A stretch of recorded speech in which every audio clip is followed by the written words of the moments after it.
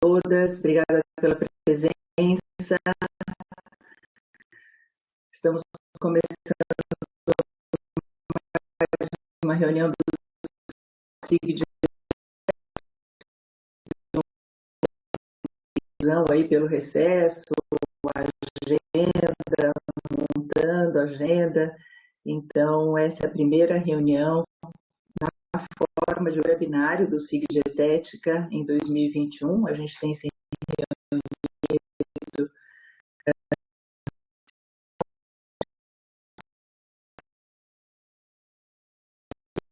é muito bacana ver hoje a sala cheia já no comecinho da nossa reunião.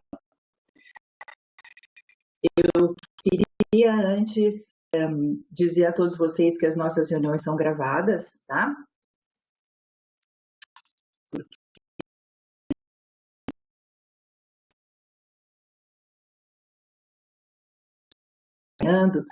E ao dar as boas-vindas, também falar uma palavrinha sobre o SIG Dietética, né? Sempre tem gente que está participando pela primeira vez.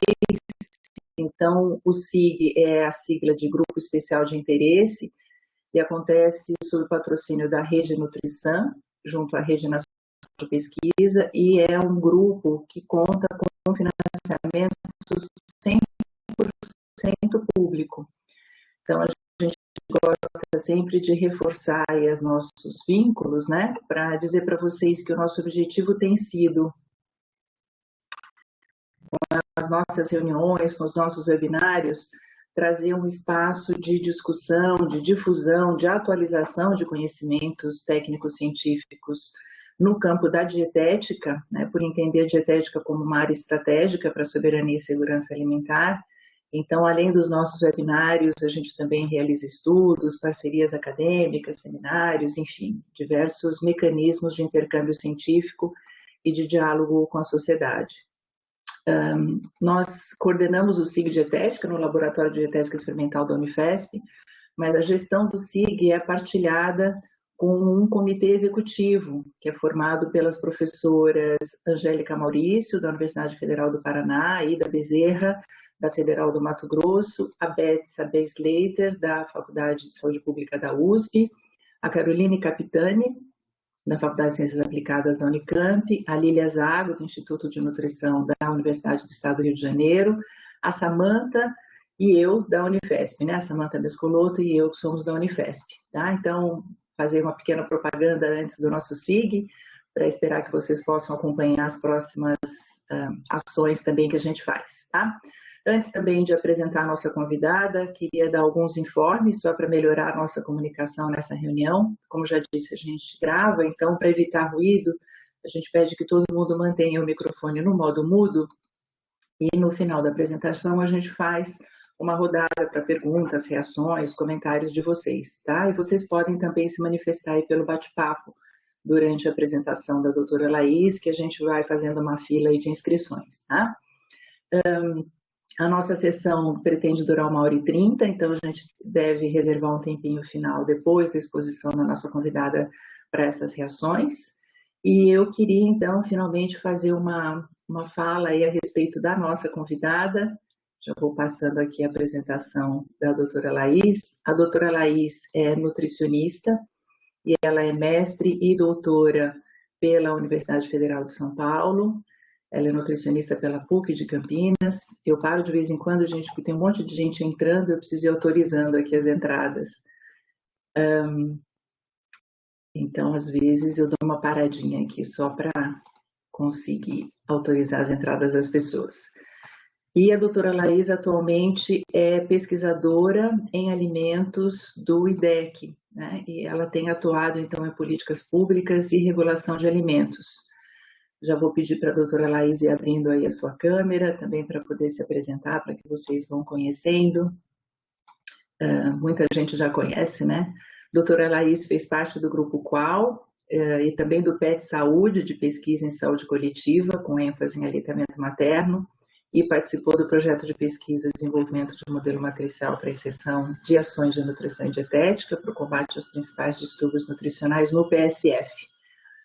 Então, é uma alegria, Laís, ter você hoje com a gente.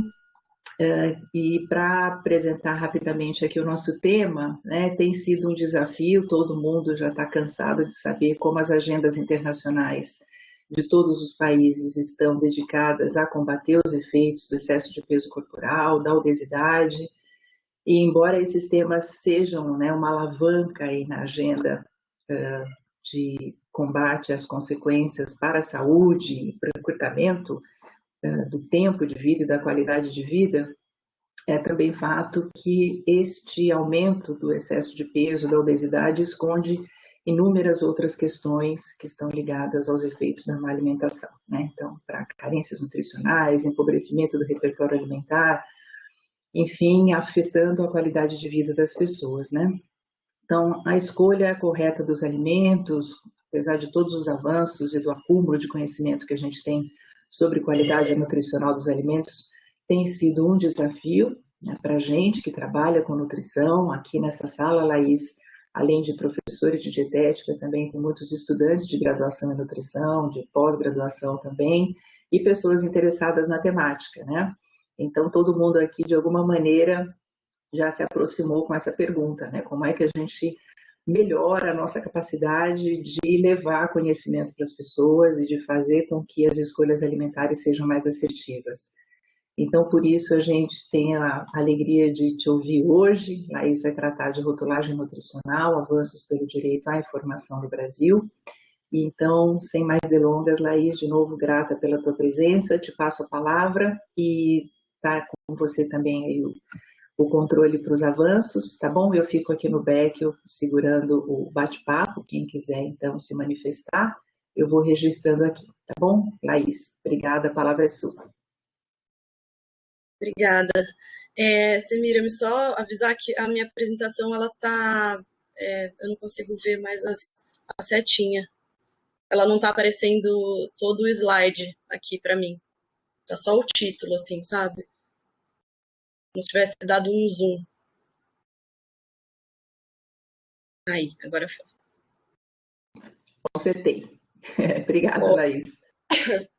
Bom, bom dia a todos e todas. É um prazer estar aqui. Vi alguns nomes aí conhecidos de longa data aí. Bom, a Semira já me apresentou, então eu vou comentar um pouquinho hoje para vocês do ponto de vista, né? O lugar que eu vou falar é do ponto de vista mais da parte de regulação, que é o tema que eu trabalho no IDEC. E tentei trazer aqui um pouquinho das interfaces com a dietética e algumas perguntas aí para a gente conseguir discutir depois da apresentação, tá? Então,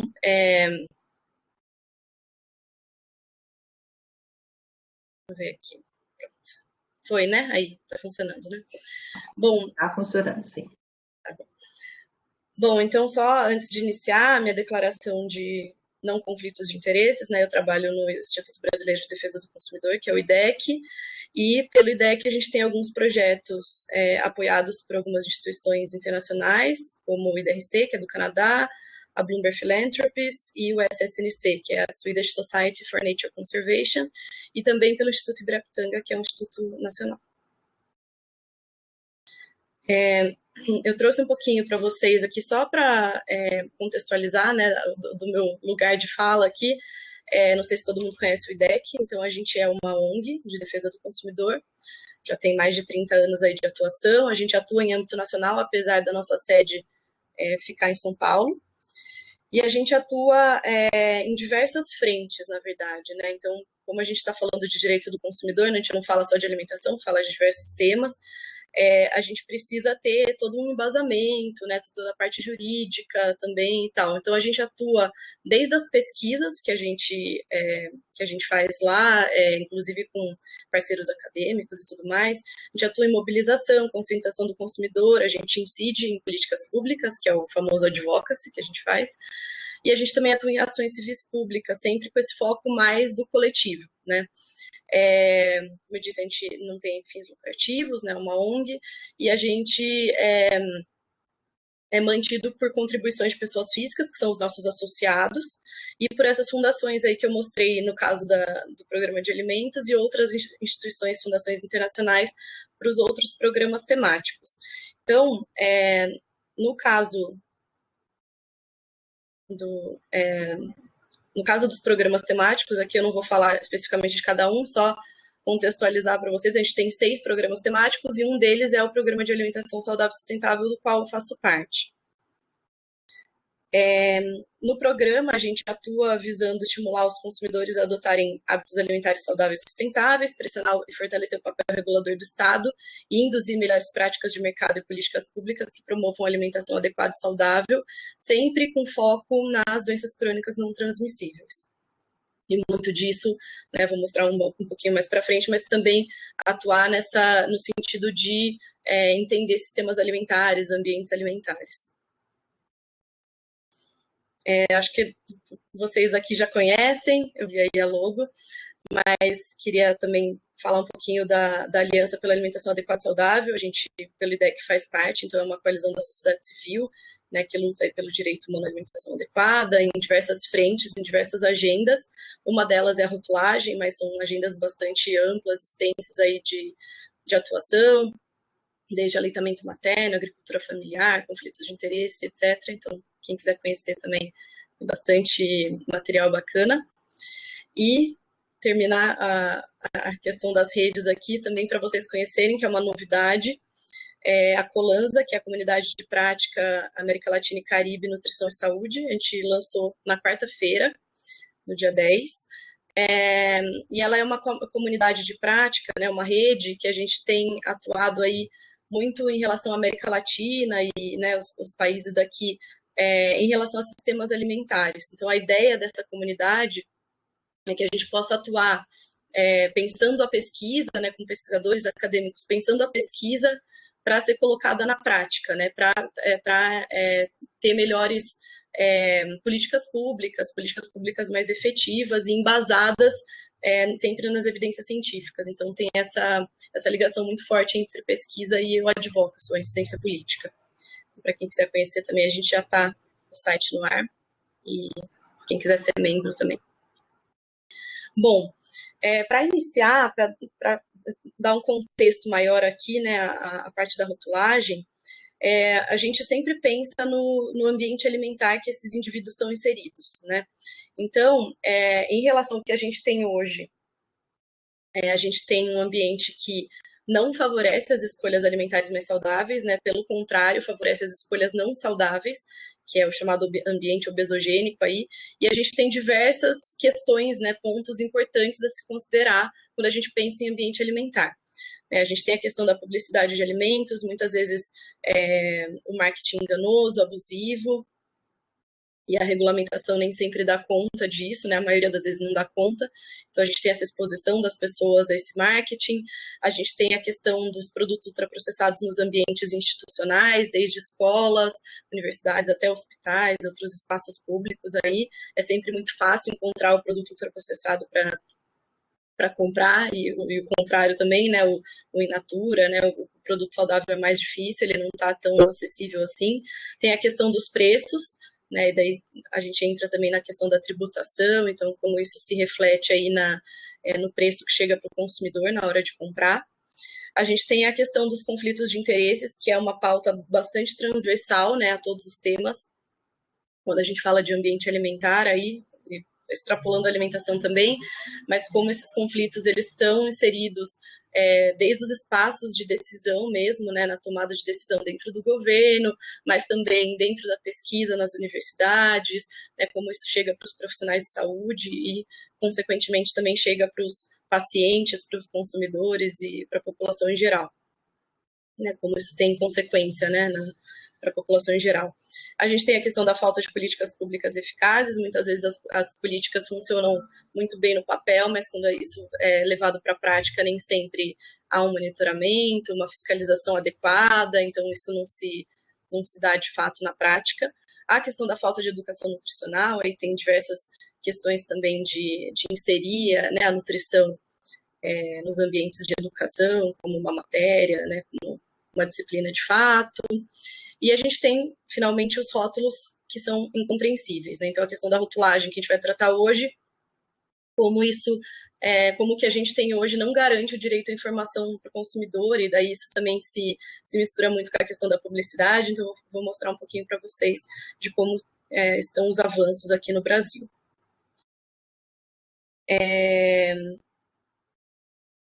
Bom, então a gente tem esse cenário, né, de difícil, que dificulta as nossas escolhas alimentares saudáveis. O que a gente pode fazer para mudar o cenário? Então a gente já tem evidência de que só tratar de educação não funciona, né? Então se a gente foca somente nas questões de educação, isso não muda, né? As pessoas não vão comer melhor só por ter esse tipo de medida.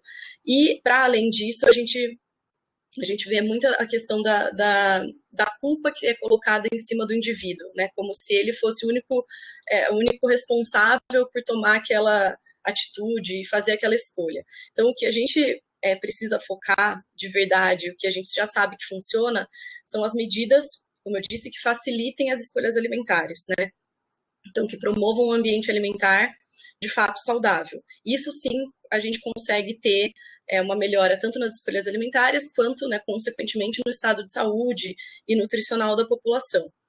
E sempre com esse foco de que se eu tenho um ambiente que não favorece, aí a gente realmente não consegue promover, né, falando coletivamente aqui, uma escolha alimentar mais saudável. Essa imagem ela é bem ilustrativa, assim mesmo, do que eu acabei de dizer. Então, a gente tem um indivíduo aqui que tem todas as questões de saúde, nutrição que ele precisa lidar, né?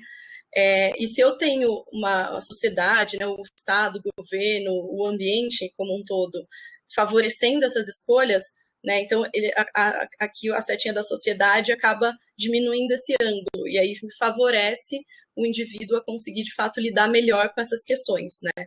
Então, é exatamente esse ângulo que a gente quer diminuir quando a gente pensa nessas medidas regulatórias e como melhorar o ambiente alimentar.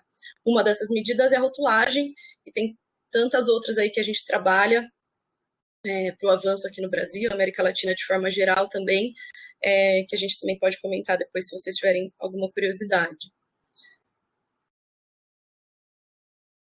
Bom, então, entrando mais no tema, né? Por que a gente precisa melhorar a rotulagem nutricional aqui no Brasil? Então, tem diversos documentos nacionais e internacionais, diversas instituições aí que já colocam a questão da rotulagem como um ponto importante para favorecer escolhas alimentares e, consequentemente, ter um impacto aí na questão de saúde, de nutrição, de escolhas, né, de modo geral.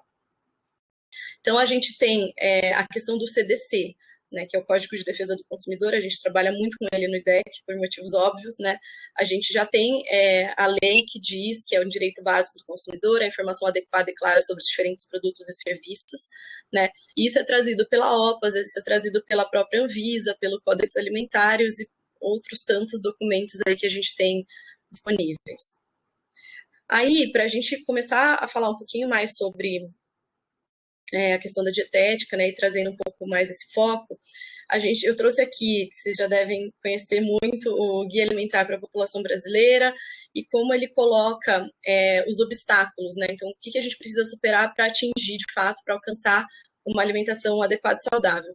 E aí, pensando em rotulagem, instantaneamente a gente pensa em dois dos obstáculos.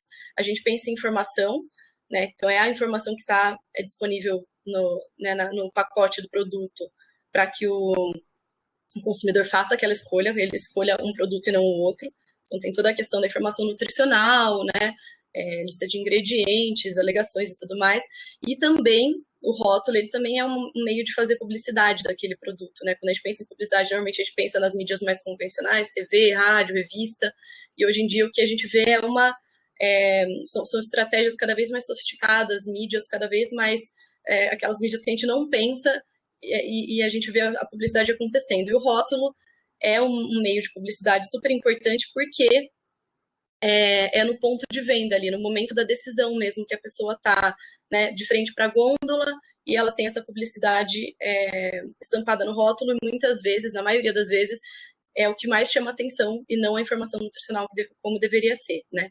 Então a gente tem essa questão desses obstáculos permeando aí a questão da rotulagem E eu trago também um outro obstáculo aqui que tem mais a ver com, né, o tema da dietética, que são as habilidades culinárias, e que são, claro, que tem uma ampla gama aí de fatores, mas também tem a ver com rotulagem, porque se a gente não consegue entender a informação daquele produto que a gente vai utilizar numa preparação, isso também interfere na nossa, no nosso preparo e tudo mais, né, naquele alimento que a gente tem intenção de preparar e tal.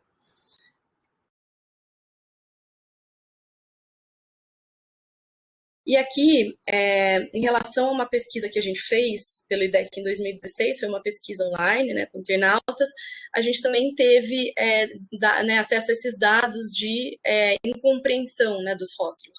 Então, a gente viu que muita gente, né, na população brasileira tem dificuldade de compreender, e os pontos específicos que foram colocados pelas pessoas foi a questão da letra muito pequena no rótulo, então a gente tem essa questão de legibilidade da informação que não é padronizada, a utilização de termos técnicos e números, então os nomes técnicos muitas vezes de ingredientes ou de nutrientes que as pessoas não sabem o que significam, os números, a necessidade de fazer cálculo, o que aquele número significa, e também a questão da poluição visual do rótulo, que é basicamente a publicidade. Como eu disse, ela tem muito mais destaque do que a própria informação nutricional.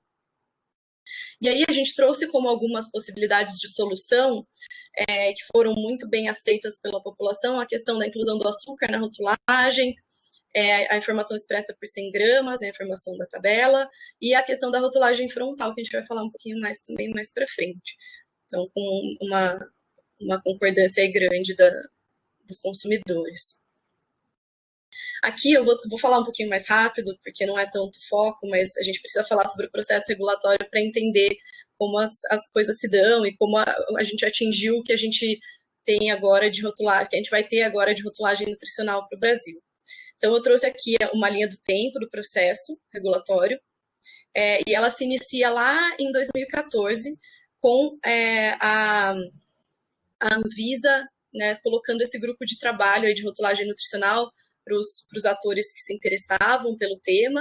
Então, a gente fez parte pelo IDEC, né, de 2014 a 2017, isso aconteceu. Não só a sociedade civil fez parte, mas também a outros atores do governo, acadêmicos, a própria indústria de alimentos. E aqui houve discussões sobre diversos pontos da rotulagem nutricional, por que melhorar, o que melhorar, como melhorar, até que, em junho de 2017, a Anvisa abriu para recebimento de propostas para aprimoramento da rotulagem. Uma das propostas foi feita pelo IDEC, e diversos outros grupos aí enviaram, inclusive a indústria de alimentos, outras organizações da sociedade civil também. Então, aqui foi quando a Anvisa começou a analisar essas propostas, as evidências que embasavam e tudo mais. Aí eu vou comentar um pouquinho para vocês sobre como a gente criou a nossa proposta, né, no que ela se baseia e tudo mais. Eu acho interessante da gente comentar um pouco, para falar sobre a nossa proposta do IDEC, falar um pouco sobre como andam as políticas públicas de rotulagem aqui na América Latina. A América Latina é uma região super de vanguarda, super pioneira na questão de regulação de políticas públicas de alimentação e nutrição, né? Hoje é a região que mais avança no mundo, que tem as medidas mais efetivas em relação à alimentação, não só a rotulagem, mas tributação, publicidade, ambiente escolar e outras medidas aí que a gente também atua para melhorar o ambiente alimentar.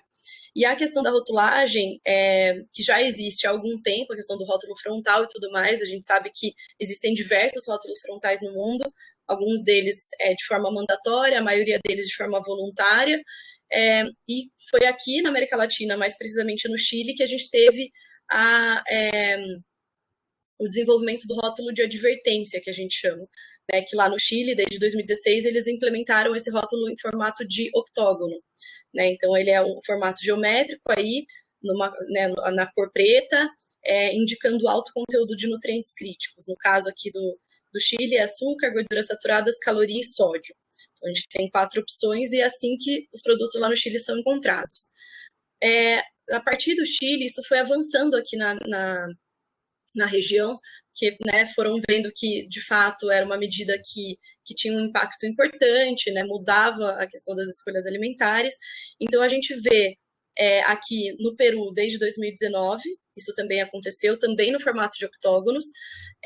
No México, a gente viu a partir do ano passado, então em março eles começaram a colocar os octógonos, e aqui no Uruguai, eu esqueci de atualizar, mas foi implementado a partir de 1º de fevereiro, tá? Então, houve algumas questões aí políticas, de algumas questões de interferência, inclusive da indústria, que dificultaram um pouco aí a questão da implementação do Uruguai, que vem sendo feita já há alguns anos. Eles acabaram mudando 3 vezes o decreto, né, o modelo de rotular, o modelo de perfil de nutrientes que foi implementado aqui, para finalmente chegar nesse de fevereiro. Então, eles agora, a partir de fevereiro, eles implementaram os octógonos também nos alimentos uruguaios.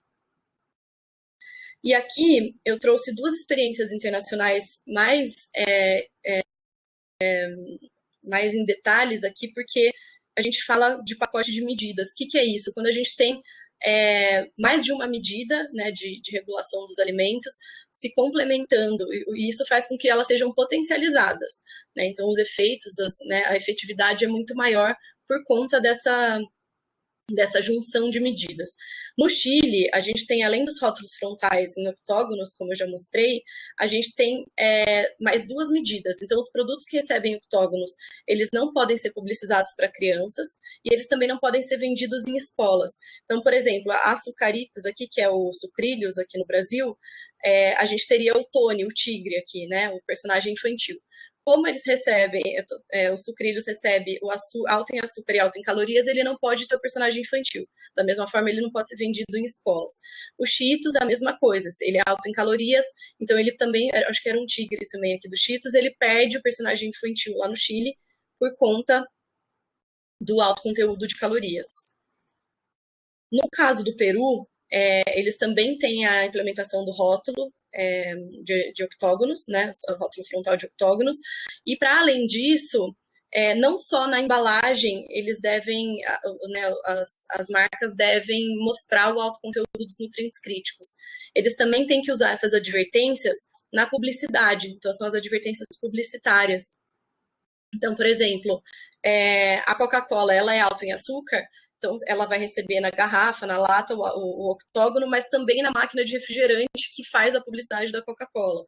A mesma coisa aqui, no caso, esse é o chocolate Kit Kat, então se ele é alto em gorduras saturadas e açúcar, ele recebe no rótulo, ele também recebe no outdoor no meio da estrada ou da avenida de Lima, né? Por exemplo, nos spots de rádio, a mesma coisa, não é só porque não é visual que não recebe. Então, o locutor, ele também precisa fazer, ele faz a propaganda do produto, então tá falando da Coca-Cola tal, no final ele precisa falar alto em açúcar.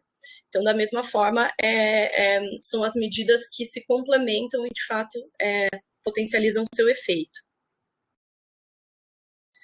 Aí, sobre esses países que já avançaram aqui na América Latina e que servem de exemplo para todos os outros países que estão aí tentando avançar, eu trouxe 2 estudos recentes. Esse estudo é um estudo do Chile, que saiu no ano passado, se eu não me engano, e eles mostram como foram modificadas aí a composição nutricional dos produtos depois do 1º ano de implementação da norma.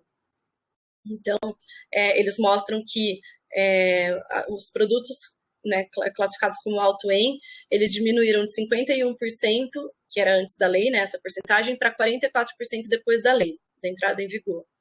Então, aí teve, né, diminuição de nível de açúcar, de sódio, eles mostram alguns valores, não vou entrar em tantos detalhes.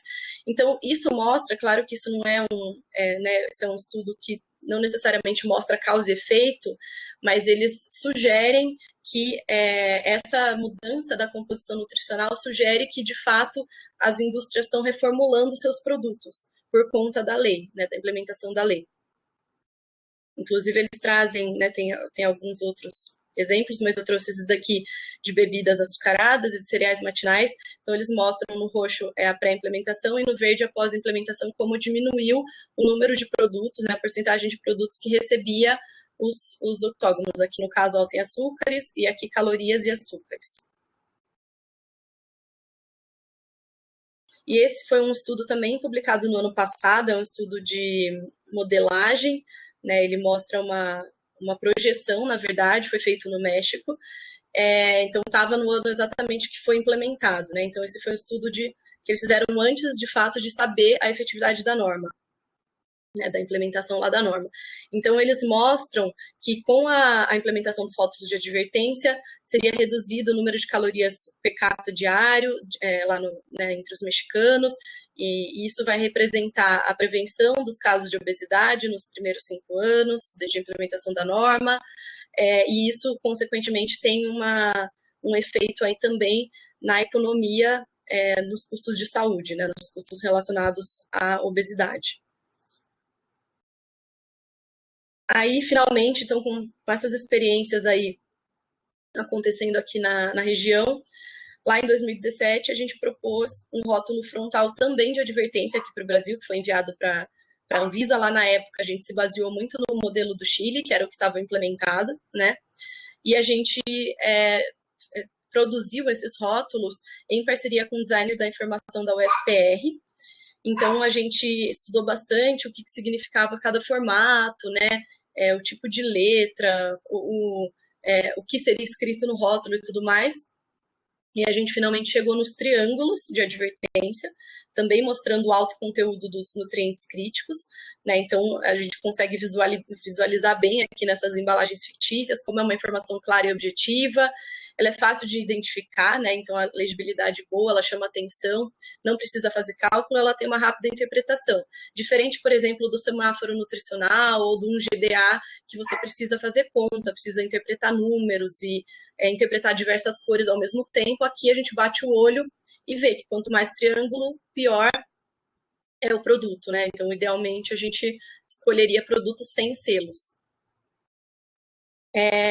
Para além do design, a gente também precisa ter um modelo de perfil de nutrientes para basear aí, né, o rótulo que a gente propôs, né? Então, nesse caso, basicamente o modelo de perfil nutricional é o critério, né, o ponto de corte que a gente vai usar para que a gente saiba se recebe triângulo ou não aquele produto.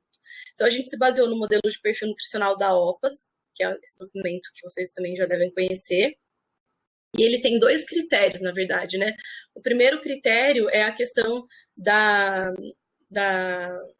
do processamento do produto. Então, aqueles alimentos que são in natura, né, eles são recomendáveis para uma alimentação adequada e saudável, então, ou minimamente processados também, e não receberiam advertência. No caso de ingredientes culinários, não faz sentido eu colocar alto em açúcar num saco de açúcar, né, ou do sal, a mesma coisa. Então, a nossa sugestão para a Anvisa foi uma advertência de uso com moderação. E para os produtos processados e ultraprocessados, aí sim a gente propôs que esses seriam passíveis de receber advertência dependendo dos níveis de nutrientes críticos apresentados. Esses daqui esses são os valores, né, do perfil de nutrientes da OPAS, que a gente acabou adequando para a gordura trans, tá? Então, a gente usou os mesmos pontos para sódio, açúcar, gordura total saturada. No caso de adoçante, é qualquer quantidade, então a presença de adoçante recebe o alerta.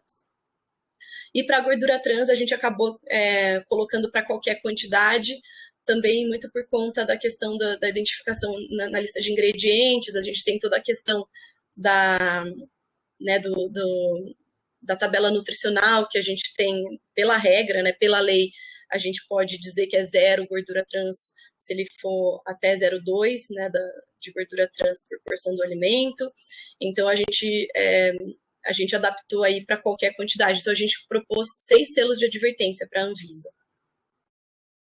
E, para além disso, aqueles produtos que receberiam a advertência, né, se a gente pensar num produto que ele está sendo advertido por ser alto em algum nutriente crítico, então não faria sentido a gente ter alegações nutricionais que dissessem o contrário, então que mostrassem algum tipo de atributo saudável daquele alimento. Então, na nossa proposta, quem recebesse esse triângulo não poderia usar alegações nutricionais e também não poderia comunicar para o público infantil, então não poderia ter personagens, esse tipo de coisa que conversa com o universo da criança. A gente também fez algumas sugestões para a lista e para a tabela, apesar da lista não fazer parte da rotulagem nutricional, a gente entende que é um dos principais elementos aí do rótulo, né, que hoje em dia é um dos, né, talvez o principal elemento que as pessoas deveriam ler e deveriam entender para ter mais informação sobre aquele produto. Então, a gente fez sugestão, por exemplo, de agrupamento de ingredientes semelhantes. A gente sabe que os termos técnicos são um problema. Então, por exemplo, o açúcar, como vem com diversos nomes o açúcar, então a gente propôs unir esses ingredientes para as pessoas identificarem melhor. A tabela nutricional, então a questão da inclusão dos açúcares, né, na tabela, que a gente não tem obrigatoriamente. A gente tem um estudo que a gente tem, né, tem um banco de rótulos aí de mais de 12 mil produtos, e a gente viu que só 10% dos produtos tem a informação de açúcares na tabela. Então, a gente precisa disso mandatoriamente, né, que a gente tenha isso de fato claro para o consumidor, e também a apresentação por 100 gramas, ao invés da porção e porcentagem do VD, aí para ficar mais fácil a comparação entre os produtos. Aqui é a questão do design também, que a gente trabalhou com os designers da informação da UFPR, para que isso tenha um padrão e uma legibilidade garantida, né? O que a gente tem hoje é, muitas vezes, cores que não dão contraste, embalagens metalizadas, tudo para dificultar a leitura, muitas vezes nos lugares que a gente abre a embalagem, né, que então, ou de picote ou de abertura da embalagem, a gente perde essa informação. Então, para que isso fosse padronizado em relação à fonte, cor e tudo mais, localização. Aí, a partir de um quadro conceitual, a gente teve uma parceria aí com o pessoal do Nupens, da USP, e também com a UFPR ainda aqui. A gente teve esse quadro conceitual construído. Então, o que a gente precisa ter para o rótulo ser de fato apropriado, efetivo, né? Então, a gente precisa que ele chame a atenção, que ele seja visível, que ele seja compreensível, que as pessoas consigam fazer inferências de saúde sobre os produtos a partir dele, e que isso tenha um impacto na decisão de compra do produto, né? Paralelamente, a gente coloca aqui, né, a gente não coloca nesse fluxo aqui vertical, mas a opinião sobre os rótulos também foi uma coisa que a gente estudou, mas que é uma coisa que, de fato, não é a mais importante, né? Não é ela que vai definir se o rótulo é efetivo ou não, mas foi uma coisa que a gente também procurou ouvir. Aí a gente publicou esses 3 estudos, já estão disponíveis para vocês quiserem olhar, um deles qualitativo, outros 2 quantitativos, mostrando, né, que o triângulo é, de fato, o rótulo mais adequado para a população brasileira em termos de rotulagem frontal. Depois disso, né, um ano depois disso, do recebimento das propostas, a gente teve a abertura da tomada pública de subsídios, que faz parte desse novo processo regulatório da Anvisa, que é basicamente uma consulta pública mais específica para técnicos naquele assunto, né? Então, a ideia aqui não é receber muita quantidade, mas sim informações de qualidade a partir das contribuições das pessoas. E para essa TPS, a gente teve, a Anvisa disponibilizou no site, junto com o questionário, o relatório de análise de impacto regulatório. Esse foi um relatório preliminar, onde eles colocavam, né, toda a questão das evidências que eles já tinham olhado, as propostas e tudo mais, né, as experiências internacionais também, e eles mostravam um caminho que eles sugeriam ali como se fosse o mais efetivo, mas ainda não era a decisão final, né? Aí, nesse relatório, é importante de trazer que a Anvisa já apontou os modelos de advertências como o mais adequado para a população brasileira, já deixando de lado GDA, o semáforo, que foi o modelo proposto pela indústria, e outros modelos aí, Nutri-Score e tudo mais. Então, já colocou o modelo de advertências como prioritário aí para a população, não indicando um específico, né, não indicando um modelo específico de design, mas indicando aí que poderia ser tipo o triângulo, tipo o octógono, os círculos, ou então esse modelo de lupa que chegou a ser discutido no Canadá, mas já foi mostrado também que não é mais efetivo do que os demais. Bom, continuando aqui na linha do tempo, a gente teve algumas questões de interferência da indústria, várias aí ao longo do processo todo. Eu trouxe uma aqui para exemplificar. Então, a TPS foi adiada, então a Anvisa entrou judicialmente aí pedindo mais 15 dias do adiamento, né, para adiar o fim da TPS. Então eles ganharam mais 15 dias, foi tudo muito rápido, eles entraram com esse pedido no penúltimo dia do prazo inicial. A gente tentou interferir aí, mas a gente não conseguiu causa do tempo, mas enfim, diversas interferências em relação aos diretores, inclusive, né, muitas reuniões, equipe técnica e tudo mais. Daí, um ano depois dessa tomada pública de subsídios, a Anvisa publicou os resultados e publicou o calendário oficial, e em seguida começaram as discussões técnicas, que eles chamavam de diálogos setoriais, né? Então foram 3 discussões técnicas que aconteceram lá em Brasília, e eles chamaram os atores que fazem parte do processo também, então o pessoal também que participou do GT, como eu disse, indústria, sociedade civil, academia, governo, então participaram, foram discussões temáticas, a gente discutiu tabela, alegações, prazo de implementação, rotulagem frontal, design, modelo de nutrientes. Então, todas essas questões foram colocadas aí pela Anvisa. A Anvisa sempre trazia já um posicionamento e abria para discussão. Muitas coisas eles mantiveram, outras coisas eles repensaram com as sugestões, né, com as contribuições dadas. E, finalmente, entre setembro e dezembro de 2019, foi aberta a consulta pública, né, que daí sim é a consulta pública oficial, né, a que vale para a população em geral e tudo mais. Do mesmo jeito, tinha um relatório, né, para se basear, para responder o questionário. Aí, durante essa consulta pública, alguns de vocês devem ter visto, a gente, desde o começo do processo regulatório, na verdade, a gente está fazendo campanhas, tanto pela Aliança quanto pelo IDEC e outros parceiros, para que a Anvisa, de fato, avançasse com o processo, quando chegou a consulta pública, para garantir que as pessoas participassem da consulta pública. A gente fez uma campanha muito grande, ações de rua, comercial na TV, outdoor, a gente fez de tudo um pouco, né, uma campanha de mídia de massa mesmo, e a gente conseguiu um número recorde de contribuições, acho que foram mais de 23 mil contribuições, se eu não me engano, o número recorde da Anvisa. As pessoas realmente participaram e, né, colocaram essa questão da participação social como um ponto importante, né? Muitas vezes a gente sabe que as consultas estão abertas, mas isso não chega para a população que deveria também poder opinar, né? Durante a consulta pública, então, em 2019, a Anvisa já colocou um modelo de norma, né, para ser comentado. Então, dentro do modelo de norma que eles propuseram, esse tipo de lupa foi o modelo de design escolhido para o rótulo frontal. Então, seria uma lupa só, né, um só selo, mostrando o alto conteúdo, então só de 3 nutrientes críticos: açúcar adicionado, gordura saturada e sódio. Então, dependendo do produto, ele acenderia, digamos assim, né, o nutriente, ou apagaria o nutriente. Tá? Então, seria um rótulo só com esses 3 nutrientes críticos. Eles apresentaram como modelo de perfil de nutrientes, foi um modelo criado por eles, não é um modelo como, sei lá, o da OPAS, por exemplo, que a gente se baseou nem nada.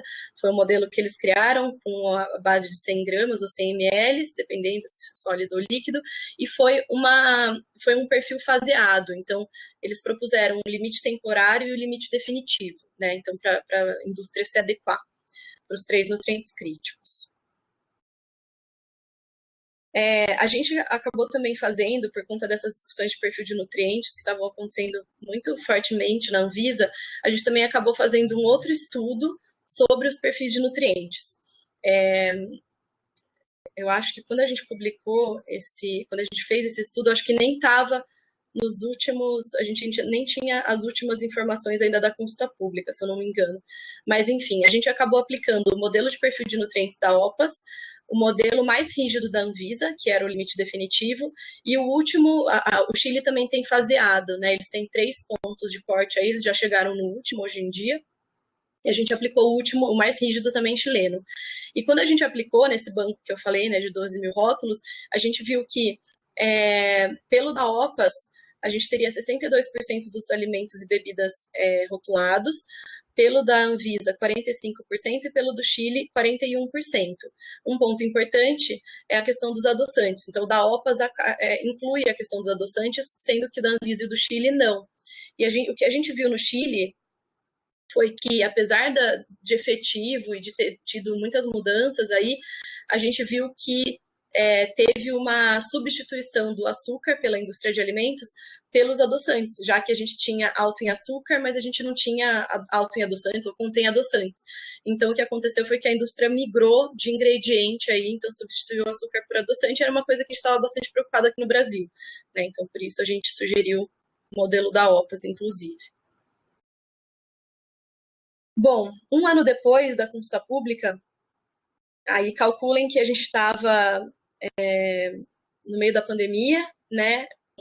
Um governo que não muito aberto aí para a questão da evidência científica, então que descredibiliza a evidência científica, que fecha os espaços de participação social. Então, em outubro de 2020, com esse cenário, a gente conseguiu a aprovação da norma pela Anvisa, né? Então, eu coloco tudo isso no contexto, porque quando a gente pensa nesse contexto, de fato, foi uma vitória, assim, um avanço, né?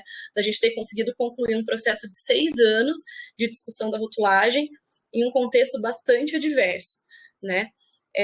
Tiveram vários poréns aí no meio do caminho, entre o final da consulta e a aprovação. Correram diversos atrasos, diversas justificativas da Anvisa aí, a gente teve problema, inclusive, na diretoria da Anvisa, as cadeiras ficaram vagas por algum tempo, então foi um processo bastante confuso também, mas finalmente em outubro a gente teve a aprovação da norma, então por meio de uma reunião da diretoria colegiada, né, aqui estão os diretores e diretor-presidente e tudo mais, e aqui eu trago atenção, esses slides são inclusive da Anvisa, para mostrar para vocês o que a gente teve como norma aprovada aí depois de 6 anos de discussão. Em relação à tabela de informação nutricional, a gente teve toda a questão do design, que eu não vou entrar em detalhes porque não é minha área, mas teve uma melhoria da legibilidade, então, né, com fonte, tamanho, cor, localização, tudo isso padronizado, isso foi também, não digo que ficou perfeito, mas isso também teve um apoio aí do pessoal da UFPR, de design da informação, para chegar no mais ideal possível, né? Então, isso vai melhorar muito, a gente vai ver isso nos rótulos a partir de 2022. Então, vai melhorar muito a legibilidade das informações. Em relação ao conteúdo, a gente teve o acréscimo dos açúcares totais e açúcares adicionados na lista, como obrigatórios, e também a informação por 100 gramas. Então, só que ela não foi substituída, né? Ela não substituiu as outras duas. Então, na verdade, a gente vai ter 3 colunas hoje. Hoje não, a partir de 2022. A coluna baseada em 100 gramas, que facilita bastante a comparação entre os diversos tipos de produtos, né? Então, a pessoa consegue comparar produtos de diferentes grupos aí facilmente, com uma base igual. A gente vai continuar tendo a questão da porção, então vão ter informações da porção mais precisas aqui, e a gente vai continuar tendo a informação por porção, e a gente vai continuar tendo a informação por porcentagem de valor diário de referência. Aqui, em relação à rotulagem frontal, eu vou até voltar aqui. Peraí, deixa eu ver se eu consigo. Bom, essa era a lupa que tinha sido proposta na consulta pública, né? Esse tipo de lupa. Isso foi modificado, para nossa surpresa, para esse modelo de lupa. Ele continua sendo uma lupa, mas ele foi modificado, né? Então ele foi colocado para ter esse agrupamento, né? Dessa forma nos diferentes embalagens aí, essas junções. E um ponto super importante: a lupa anterior da consulta pública, ela foi objeto de estudo de poucos, né, mas de alguns estudos aí aqui no Brasil, tá? Porque foi uma proposta da Anvisa que não tinha embasamento, né? Eles propuseram aquela lupa da consulta pública sem embasamento científico. Então, a gente correu para fazer estudo, então a gente tem um estudo que vai ser publicado provavelmente esse ano, a gente está em processo de submissão, teve um estudo publicado pelo pessoal da Embrapa, tem um outro estudo também em fase de publicação da UNB. Então, alguns estudos foram feitos e que mostravam que aquela lupa não era o modelo mais efetivo, mas tinha uma certa efetividade, aquela outra lupa, apesar de não ser tão efetiva quanto octógono e triângulo, por exemplo. Porém, no ano passado, com a aprovação, a Anvisa propôs esse outro tipo de lupa que nunca passou por nenhum estudo, nenhuma análise científica. Então, a gente não tem nenhuma evidência mostrando que esse modelo de fato funciona, tá? Isso é importante de colocar.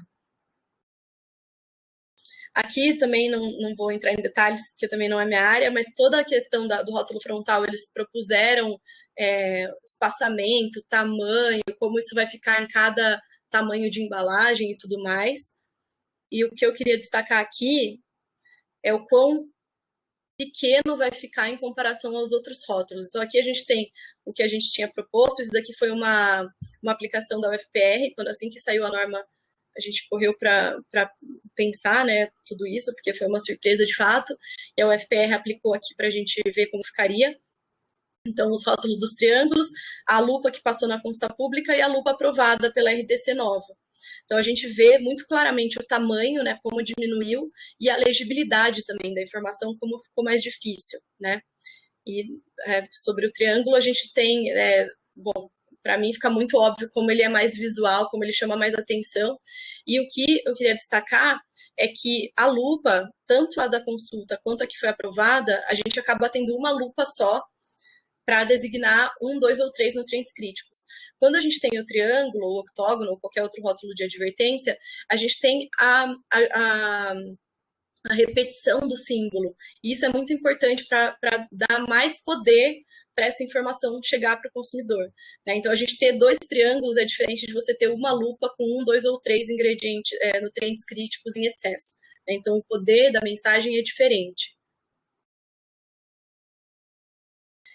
Aqui, sobre o rótulo frontal também, os limites do modelo de perfil de nutrientes. A Anvisa acabou ficando só com o rótulo menos rígido. Então, vocês lembram que era faseado o temporário e o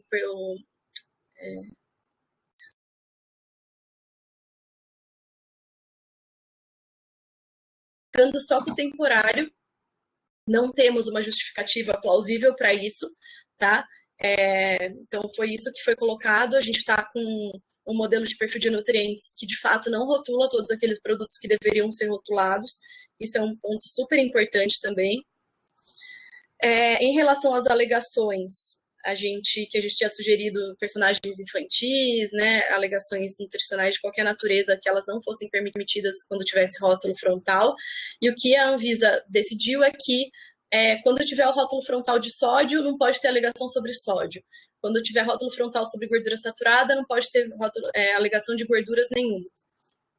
E a mesma coisa para o açúcar. Então, acabou ficando a alegação relacionada ao nutriente crítico que tem em excesso naquele produto, o restante pode continuar existindo. Então, um produto que é alto em sódio, açúcar adicionado e gordura saturada, ele pode continuar falando que ele é fortificado com um monte de micronutriente, que ele é rico em fibras, que ele é... Né? Então, isso pode continuar tendo personagem infantil, excesso de cor e tudo mais. Então, isso continua sendo permitido. Os prazos de implementação. O que a Anvisa colocou para a norma, né, que foi aprovada, foi que a gente teve a aprovação da norma aqui em outubro de 2020, só em outubro de 2022 que essa norma vai ser implementada, então por isso que a gente ainda não tem rótulo frontal e as mudanças na tabela acontecendo agora. Inclusive, a gente soube que a Anvisa, que a Anvisa proíbe, inclusive, isso não pode acontecer antes de outubro de 2022. Mesmo aquelas empresas que querem já começar com o rótulo para melhorar a informação para o consumidor, isso não pode ser feito antes de outubro de 2022. E aí, 1 ano a mais para os pequenos produtores e mais 3 anos para bebidas não alcoólicas em embalagens retornáveis, por exemplo, como refrigerantes. Então, a gente vai ter 2 anos para entrada em vigor e até 5 anos para alguns tipos de produtos, como refrigerantes, que a gente já sabe que são prejudiciais à saúde, né? E teria alto conteúdo de açúcar.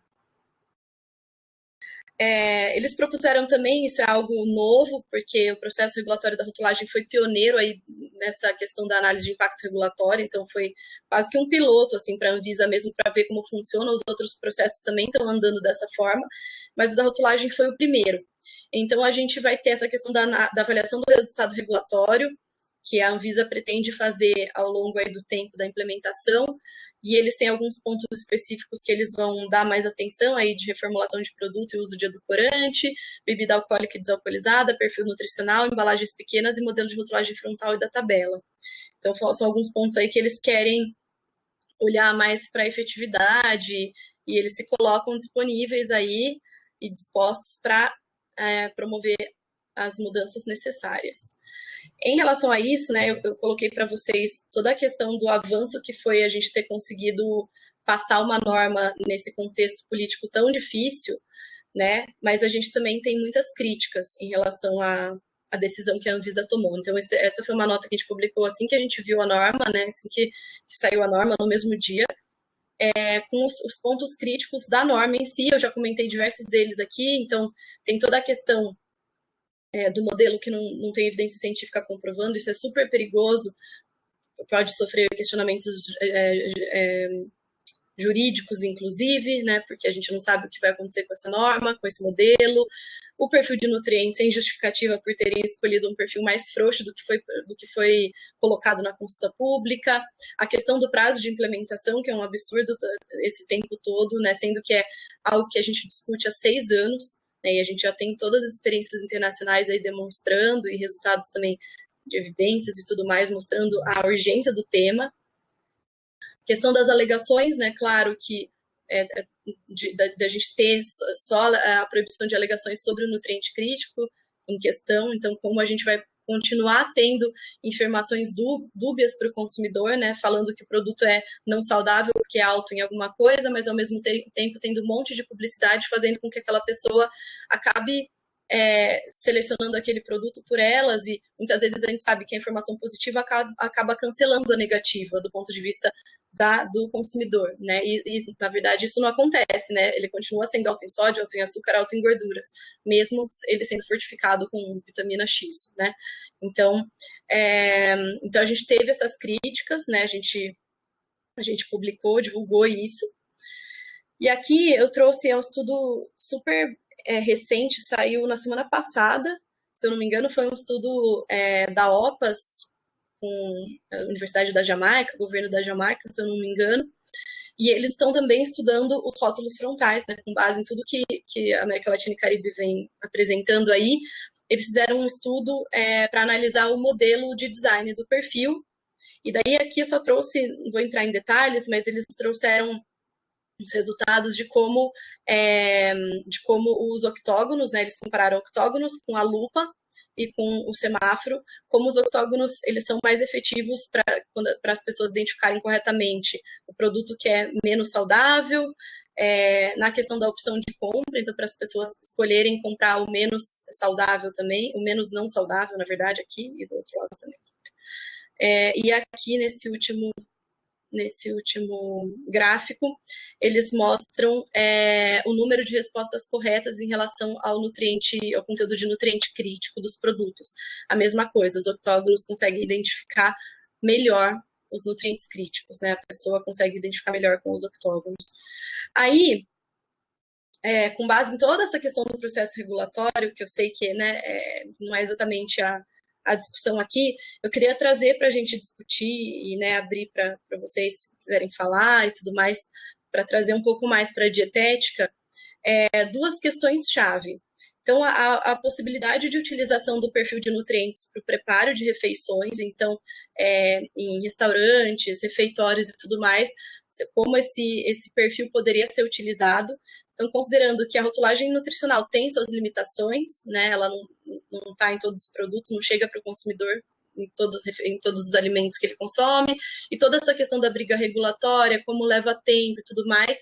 Então, considerando tudo isso e considerando que a nova norma de rotulagem não prevê o cenário de preparo de refeições, como é que a gente poderia utilizar esse perfil de nutrientes para o preparo de refeições? Aí eu queria trazer só um contexto da importância do perfil de nutrientes, né? No caso, a gente defende o da OPAS por ser um modelo específico, construído especificamente para a América Latina, embasado nas evidências científicas mais recentes, né? Sem conflitos de interesse, produzido de forma transparente por pesquisadores super renomados, e o principal, é um modelo que foi baseado, né, os seus pontos de corte são baseados na prevenção de doenças crônicas não transmissíveis. Então, qual é a importância dele? Né? Aquele documento, né, todos os perfis deveriam ser assim, eu estou falando especificamente do da OPAS, que é o que a gente defende, mas como a gente pode utilizar o perfil para regulação, não só para rotulagem, mas para qualquer tipo de regulação que a gente queira fazer em relação à alimentação, né? A ideia é que o perfil consiga diferenciar o produto saudável do produto não saudável, o produto mais saudável e o menos saudável, né? Alguma coisa por aí, que eu consiga distinguir esses grupos de produtos, né? E a ideia que eu trouxe do pacote de medidas e tudo mais, né? Que eu falei do Chile, falei do Peru, a importância também de começar pela rotulagem. Então, quando a gente tem isso no rótulo do produto, isso já fica muito claro e é mais fácil identificar aquele produto para ser aplicada outra medida regulatória. Então, por exemplo, os produtos que levam o selo, eles vão ser mais tributados, ou eles não pode ter publicidade, ou não pode ser vendido em escola. Então, como é pensado esse pacote de medidas, né? E aí a gente pensar em como isso pode ser extrapolado para o preparo de refeições. E a outra questão é a apresentação da lista de ingredientes para os alimentos preparados. Então, em restaurantes, refeitórios e tal, disso ser uma informação que fique disponível para o consumidor, né? Muito claramente. Que muitas vezes a gente tem a informação nutricional, a tabela e tudo mais, mas a gente sabe de todas as questões da tabela. É um instrumento importante, mas ainda é um instrumento que tem nomes técnicos, que ainda é um instrumento que tem a necessidade de fazer cálculo, que são números e precisa ser interpretado, né? Apesar da gente ter melhorado alguns aspectos da tabela, a gente sabe que é um instrumento um pouco mais rebuscado, digamos assim, do ponto de vista técnico, do que a rotulagem frontal ou do que uma lista de ingredientes poderia ser. Né? Então, a facilidade que esses dois instrumentos podem dar para o consumidor entender. Aí, aqui são as redes do IDEC, meu e-mail, a minha equipe. Queria agradecer a oportunidade. Vou deixar até no slide anterior aqui para a gente poder fazer a discussão. E, assim, podem abrir outros pontos aí. Esses são só pontos que eu trouxe para a gente iniciar. Obrigada. Obrigada, Laís. Palmas, excelente apresentação. A Laís, como sempre, muito clara, muito didática e, para além disso, muito cheia de conteúdo, né? Acho que a participação da Laís tem sido visceralmente ativa e a apresentação dela traduz, né? Quanto ela está apropriada. Então, brigadíssima, Laís. Temos aqui já algumas perguntas. Eu vou insistir que as pessoas, por favor, se inscrevam aqui pelo bate-papo, tá? Para as perguntas. E queria só esquentar aqui com essa provocação que a Laís trouxe, porque você vê, né, assim, claramente como a atuação em diferentes frentes não é uma coisa simples. Eu acho que a Aliança e o IDEC, né, falo em nome da Aliança e do IDEC, assim, protagonizando um carrossel de grupos e de pessoas que eles arrastam junto para discutir questões super complexas, porque estamos falando, né, Laís, de uma gama aí de detalhes que traduzem o melhor do conhecimento para fazer esta influência que é ao mesmo tempo técnica e ao mesmo tempo política, né? Então você tem a dimensão do comportamento das pessoas, quer dizer, entender comportamento, entender também na ciência quais são os consensos, chegar no valor de referência, 600 miligramas de sódio, não sei quantos gramas de açúcar. Isso não é simples, né? Depende aí de um acondicionamento de informações para a criação de consensos, que eu acho que a Laís mostra para a gente como é complexo e vocês vêm trilhando esse papel brilhantemente. E, além de tudo, enfrentar a discussão da regulação, né? Quer dizer, como é que a gente discute isso com o legislador, como é que discute isso com as agências reguladoras. Então, queria só te agradecer pelo painel de possibilidades que você nos apresenta aqui ao final e pela história, o acúmulo, né, que você trouxe, que é bem bacana. Nós temos vários comentários te agradecendo, dizendo que a sua apresentação foi excelente, te cumprimentando, né? Devo dizer que nós tivemos aqui uma situação inédita na reunião do SIG, eu tive que ativar o streaming, porque a capacidade da sala foi alcançada.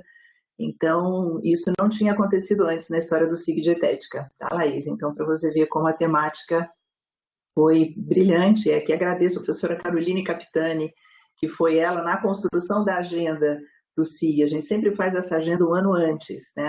A agenda do SIG deve ser aprovada pelo Comitê Assessor da Rede de Nutrição em dezembro, para vigorar no ano seguinte. Então, foi muito assertiva a temática e a escolha da apresentadora.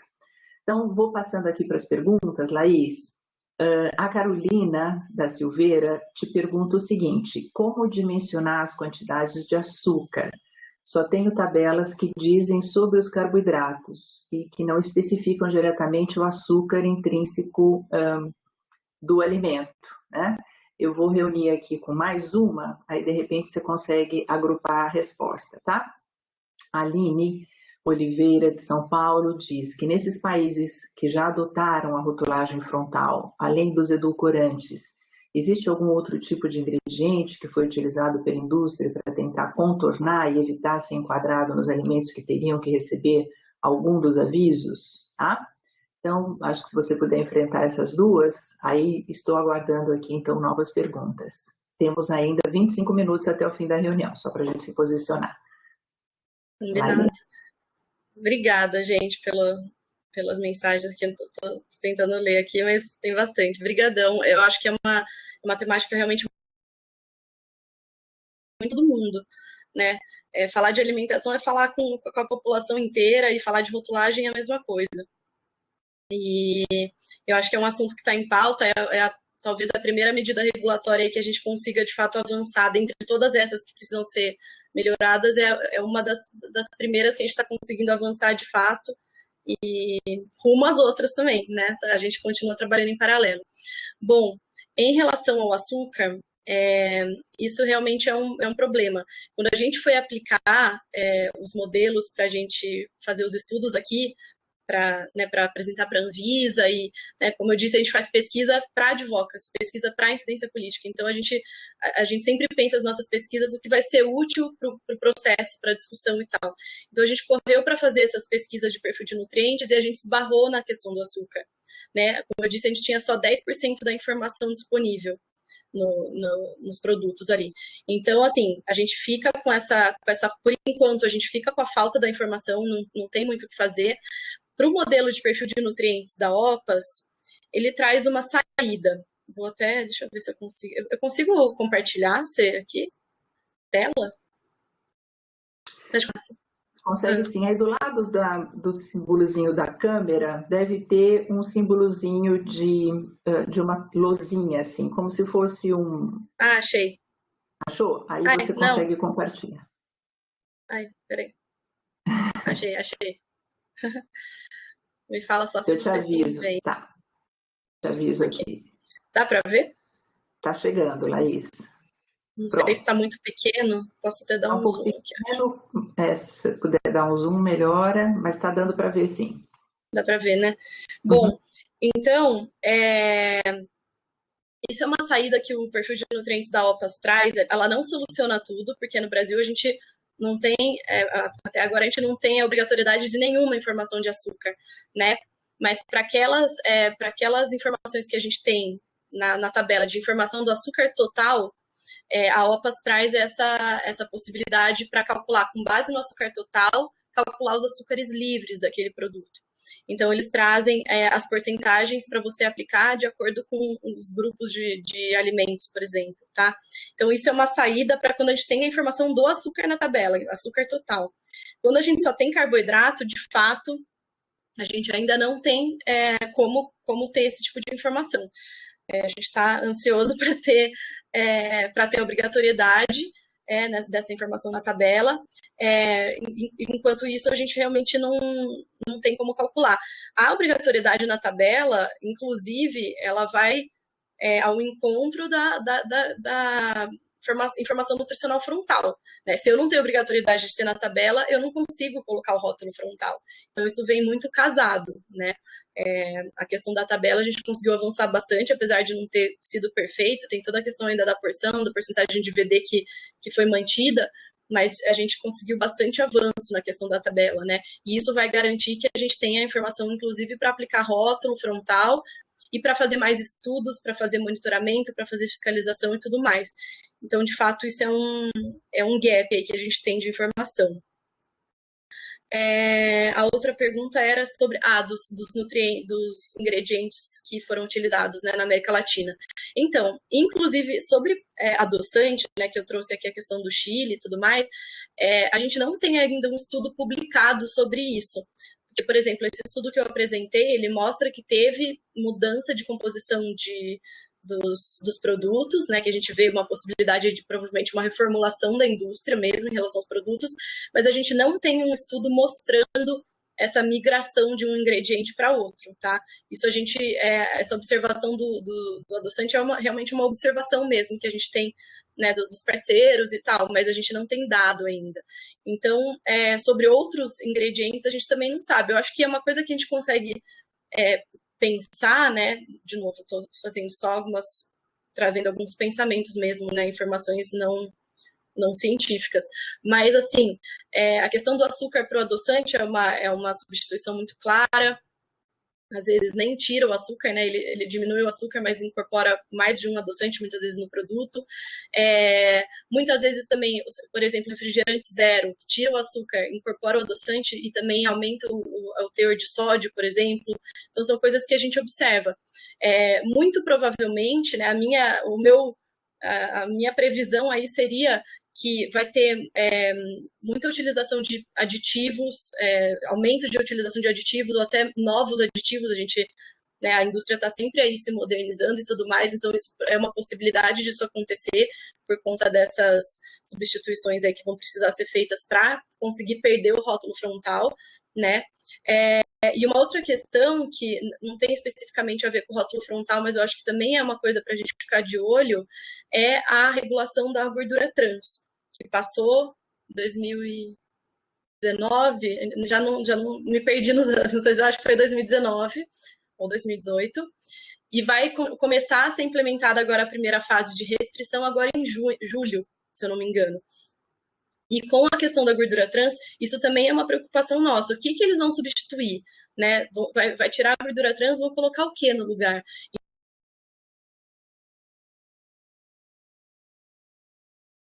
Porque a gordura trans já tem um acúmulo muito grande, as pessoas já sabem que faz mal, então a indústria já vinha diminuindo, não completamente, mas já tinha acontecido uma diminuição ao longo dos anos, é a gordura interesterificada, que também é uma gordura que a gente não sabe muito bem quais são seus efeitos para a saúde, a gente ainda não tem estudo de acompanhamento aí disso, então isso é uma preocupação. Então o que eles vão substituir? Porque eles vão substituir, né? Eles não tiram e simplesmente o produto se mantém ali, eles precisam colocar alguma coisa no lugar para manter aquele produto minimamente palatável e com aspectos de alimento, entre aspas, né? A gente sabe que não é, mas para ter esses aspectos eles precisam substituir por outros produtos e normalmente são produtos que vão causar outros problemas e por isso que a luta é sempre contínua, né? Isso a gente sempre vai ter que acompanhar para ver qual é a substituição, se é uma substituição adequada, e por aí vai. Então, a gente ainda não tem dados. Os dados que a gente tem de efetividade, que é importante também falar sobre as normas que já estão implementadas, são dados do Chile. O Peru não tem pesquisa publicada, México e Uruguai são muito recentes, né? Tem muitos estudos do México e Uruguai sobre rotulagem, mas todos pré-implementação. Então, a gente ainda vai precisar esperar alguns meses ou anos aí para a gente ter, de fato, dados de efetividade da norma implementada, tá? Então, do Chile é o que a gente tem hoje, também a gente não tem muitos dados ainda, tem muitas coisas estão saindo, mas a gente não tem todas as respostas. Perfeito. Já temos mais perguntas. Eu só queria aproveitar o papo aí da tabela de composição e da composição de açúcares para lembrar vocês que a própria USDA publicou certa vez a tabela de açúcares adicionados, né? Então, a USDA frequentemente, né, como sabemos, atualiza a sua base de dados sobre composição de alimentos, é uma referência internacional, e ao publicar essa tabela, eu fiquei bem surpresa, baixei a tabela imediatamente, claro, e em seguida a tabela saiu do ar, né? Acho que eu já contei essa história para alguns de vocês que estão aqui, que eu fiquei bem curiosa de saber, mas por que a USDA tirou a tabela de açúcares adicionados, né? E assim, vamos entender por quê. Obviamente, porque houve aí uma pressão muito grande de setores que não estavam interessados com a divulgação dessa informação. A gente tem a tabela, depois, se alguém quiser, eu posso mandar, tá salvinha, mas é claro, desatualizada. Então, a questão do fortalecimento da nossa capacidade de análise nos laboratórios é uma outra temática bem importante que emerge da discussão, né, sobre a composição dos alimentos.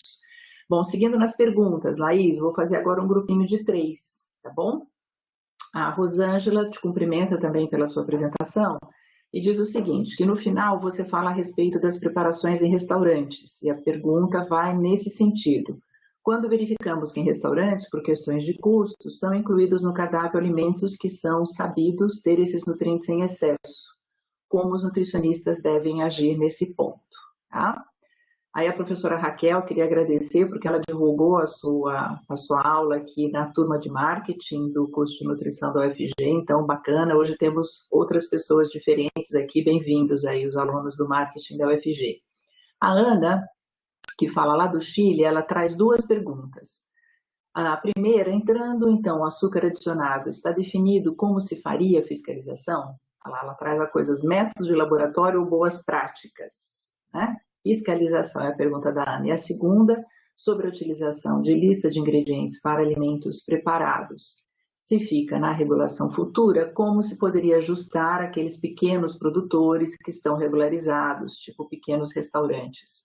Acho que isso tem a ver, Laís, com aquilo que você dizia também sobre o tempo da implantação da norma em muitas empresas que já poderiam voluntariamente se antecipar, né? E não podem. É uma coisa bem maluca. Eu não sabia disso, viu, Laís? Aprendi hoje com a sua aula, entre tantas outras coisas.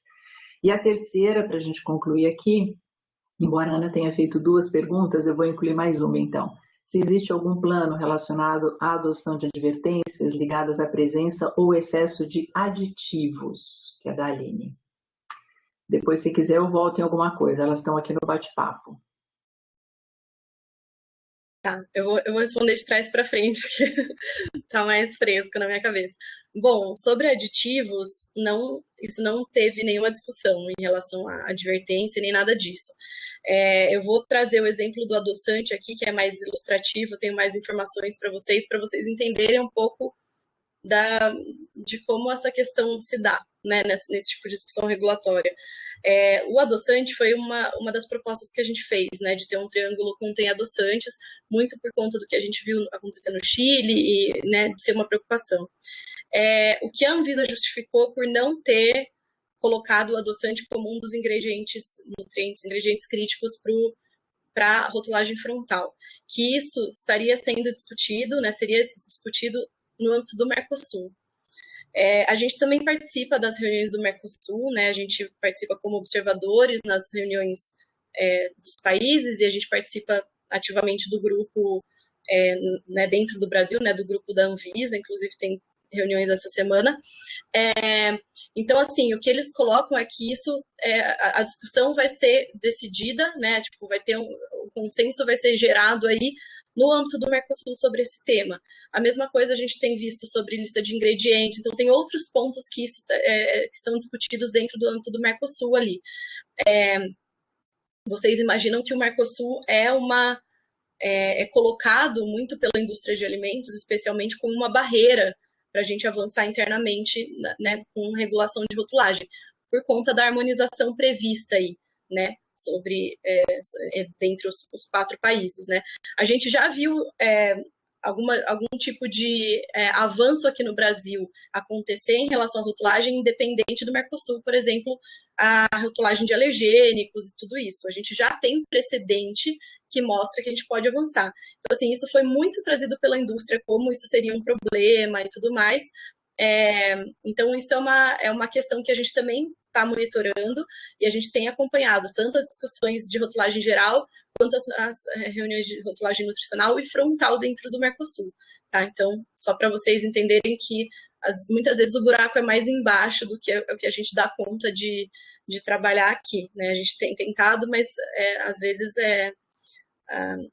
vem outros tipos de conflitos e de discussões aí.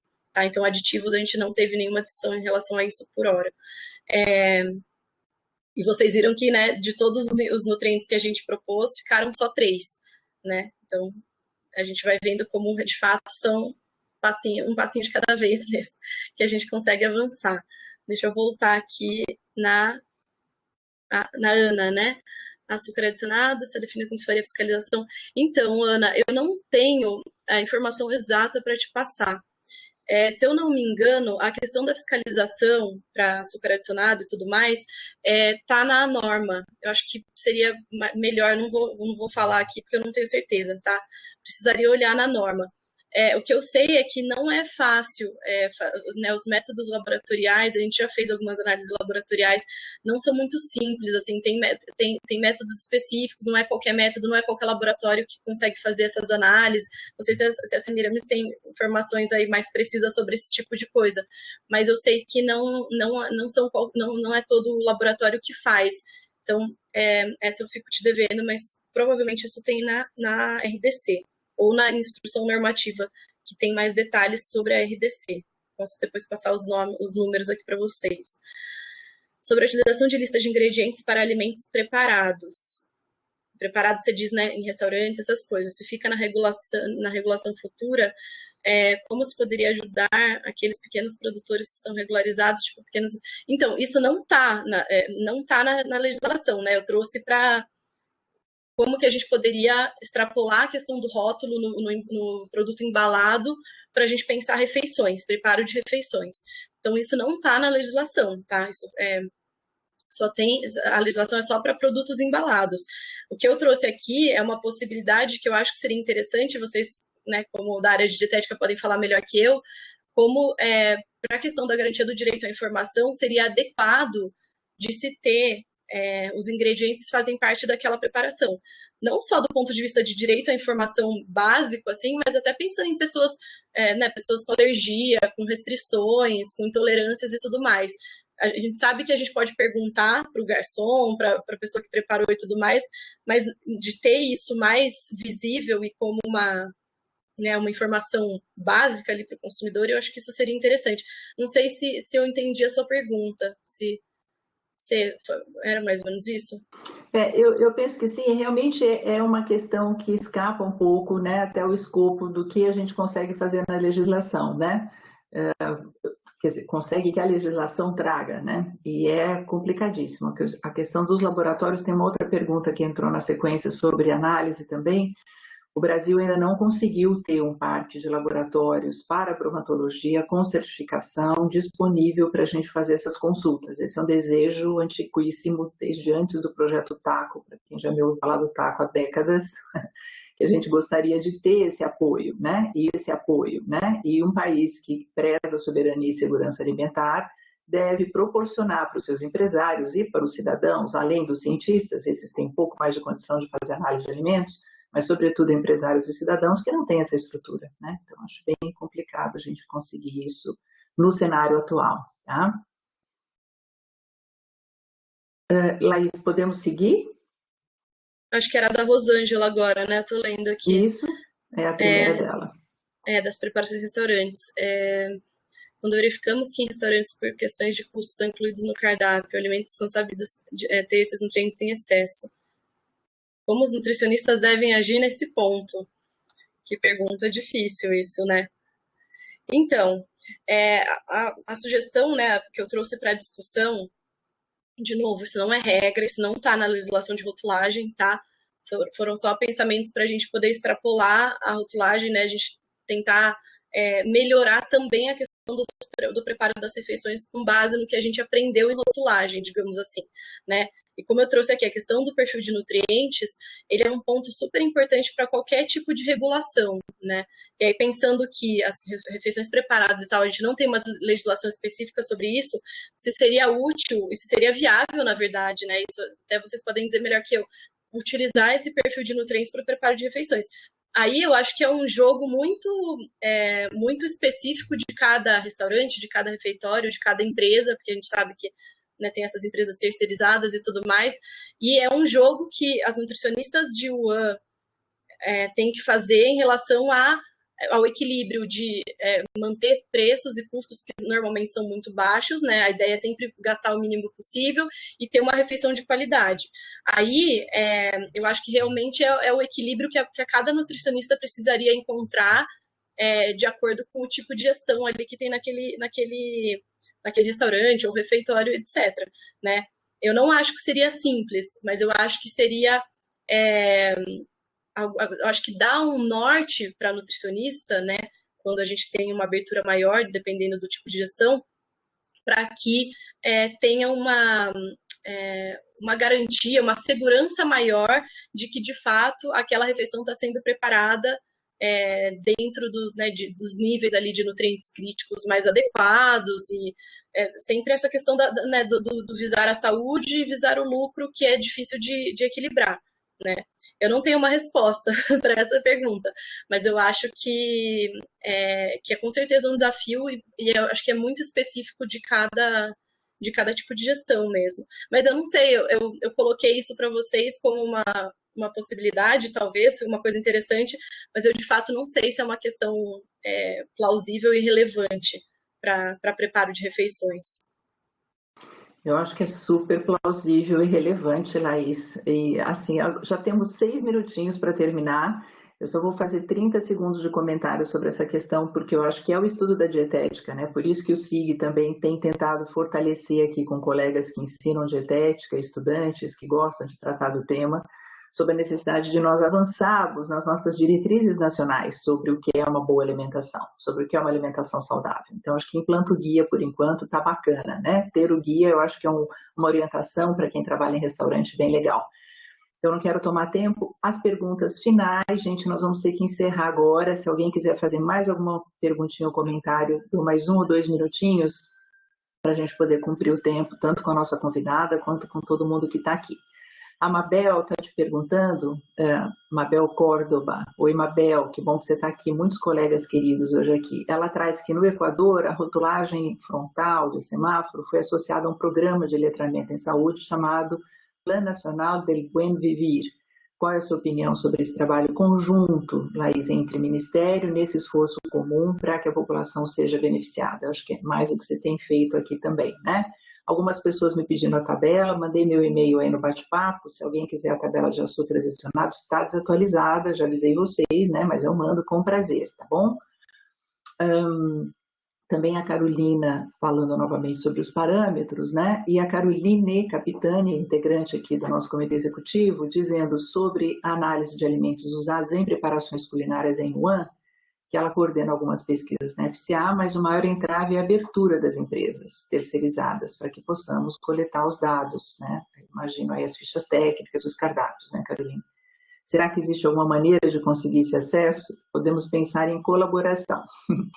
E, finalmente, a Marina Padovan dizendo que, em relação aos restaurantes, Laís, a advertência seria em relação à preparação em si ou em relação à porção da preparação, pensando que, dependendo da UAN, o comensal pode se servir variando a quantidade da porção. E outras pessoas te cumprimentando, e aí te passo a palavra para encerrar. Por favor, você já pode depois fazer suas palavras finais. Beleza, vou tentar ser breve aqui. Bom, em relação à questão do Equador, né, do semáforo, o Equador foi um dos primeiros países aqui na América Latina, acho que foi o primeiro, na verdade, a avançar.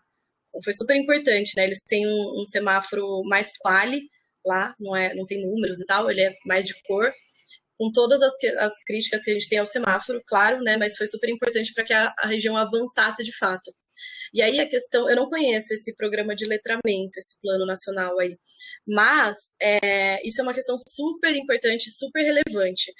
Qualquer tipo de medida regulatória que seja implementada, seja pela Anvisa, pelo Ministério, por meio de lei, qualquer coisa, qualquer medida precisa vir com uma campanha de comunicação, um plano, né, um programa de letramento que seja, qualquer tipo de campanha e de programa que ensine as pessoas sobre aquela medida, como usar aquela medida, por que aquela medida é útil. Não adianta a gente ter a lupa, por exemplo, né, que foi o que passou pela Anvisa.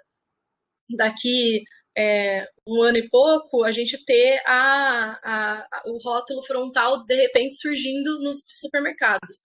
Né? Isso a gente sabe que cai a efetividade da medida. A gente precisa que as pessoas conheçam o que é aquilo. Isso precisa ser divulgado na mídia, isso precisa ter campanha de comunicação feito pelo governo, tudo isso precisa andar em paralelo para que a medida seja, de fato, inteiramente, né, ela seja implementada de maneira inteiramente efetiva. Tá? Isso precisa ser feito. A gente tem feito estudos sobre isso também, junto com outros grupos, isso é uma questão super importante. Então, eu acho que essa associação entre Anvisa, Ministério, outras organizações que possam auxiliar, eu acho que é primordial para que a medida seja ela atinge a efetividade que ela deveria ter, tá? Não pode cair de paraquedas, assim, do nada, na gôndola do supermercado. Aí, da Caroline, né, a próxima. Então, aqui essa questão seria das informações dos alimentos, é isso? Que ela falou de podemos coletar dados, se é uma maneira de conseguir esse acesso. Seria as informações dos próprios alimentos? Seria isso aqui? Carol, acho que você pode falar se quiser. Eu estou entendendo que são os cardápios e as fichas técnicas das preparações. Aí, Carol, pode falar, por favor. Oi, Laís, bom dia. Prazer, muito obrigada pela sua excelente palestra. Fico muito feliz. Só justificando aqui, na verdade, seria o acesso mesmo aos restaurantes. Nosso maior entrave é quando a gente diz que vai buscar informações a respeito das preparações, né? E que, de repente, a gente também quer falar com os comensais sobre a percepção, né? Se eles sabem o que tem ali naquelas preparações, a gente realmente não consegue esse acesso, a gente não consegue entrar para fazer a pesquisa. Então, seria mais nesse sentido. Obrigada. Entendi. Isso é uma questão, eu acho que eu vou fazer um paralelo aqui quase com como que chama, nos alimentos embalados é o segredo industrial, né? Eu acho que a gente pode fazer um paralelo aí. Eu também não tenho uma resposta para como a gente possa conseguir esse acesso. Eu acho que pensar em colaboração, isso realmente seria interessante.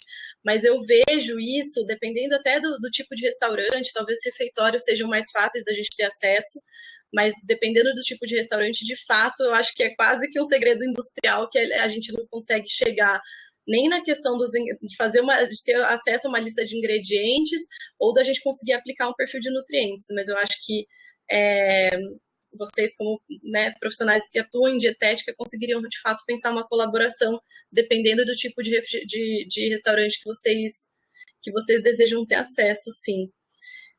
E sobre a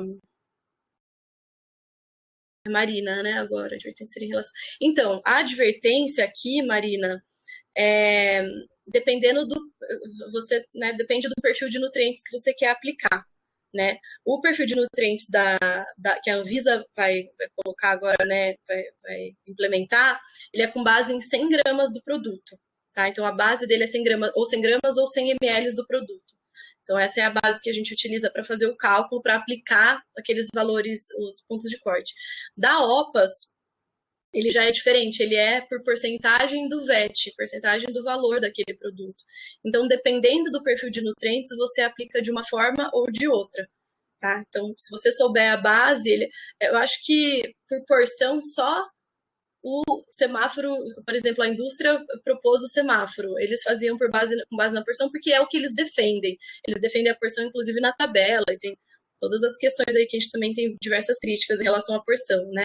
Mas, enfim, por porção de preparação, eu acho que nenhum deles, é mais a porção da tabela mesmo, 100 gramas e porcentagem de VD. Eu acho que são de VET, eu acho que são os mais comuns de serem encontrados. Então, dependendo do tipo de perfil que você vai aplicar, você precisa ver qual é a base de cálculo para ele.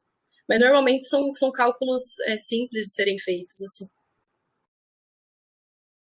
Muito bom, perfeito. Bom, gente, infelizmente a gente tem que encerrar. Pelo jeito, nós continuaríamos aqui até muitas horas à frente. Laís, novamente, muito grata pela tua participação.